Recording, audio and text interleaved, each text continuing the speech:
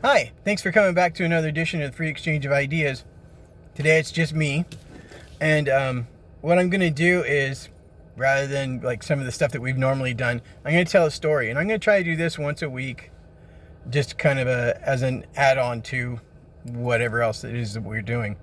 And today, I'm going to tell you about a friend of mine from when we were in college. Now, we didn't go to a party college per se, but we did a lot of partying while we were at this college. We'll just call my friend Dan because it's simple and it's not really his name and he won't get all tweaky about it. Dan was at a party. Dan was drinking pretty good along with the rest of us. And then he decided he was going to go home. It wasn't a big deal. He didn't live far. We didn't think he was that trashed. And at the time, that trashed is still kind of a bad thing. But nonetheless, he's going to go home in his car. And none of us were sober enough to do anything with him. So he's on his way home, and he can see his house where he gets pulled over. He gets pulled over by a local police officer, and the officer says, "You've been drinking, son?" And Dan is honest. He's an honest guy. He says, "Yeah, I've had a little bit to drink." And he says, "Fine. Do you have any idea why I pulled you over?" And Dan says, "No." And he says, "Well, it was your speed." And Dan's all like, "Oh my gosh, how fast was I going?" And that's what the officer asked him. "How fast do you think you were going?" And Dan says, I honestly don't know. So I'm going to say 45. He's in a 25-mile-an-hour zone. He's in a neighborhood on his way to his house. And the officer says, "No." And he's like, "Man, I don't think I was going that much faster." 50? And the officer says, "Nope."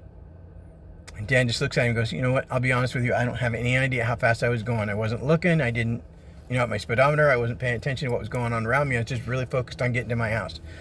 And the next thing the officer asks him is, "Well, where's your house?" And he goes, "Right there." And he points at his house. And the officer says, "Well, I pulled you over because you were doing 12 miles an hour. Now, that's not speeding, but that means you can't pay attention enough to, drive properly." So Dan says, "Okay, can you give me a ticket or something?"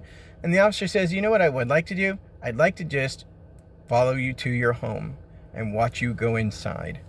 And then I don't want to see you come out of that house for about 8 hours. I want you to get sober and get rest." And Dan's all, "Great, sorry, one of the fruits fell off the tree right on the windshield. Thankfully, all it did was smudge it a bit." So Dan drives the 5 or 6 houses to his house, pulls into his driveway, and slowly up to the garage. Puts his car in park, turns it off, and opens the door, promptly falls out on his ass.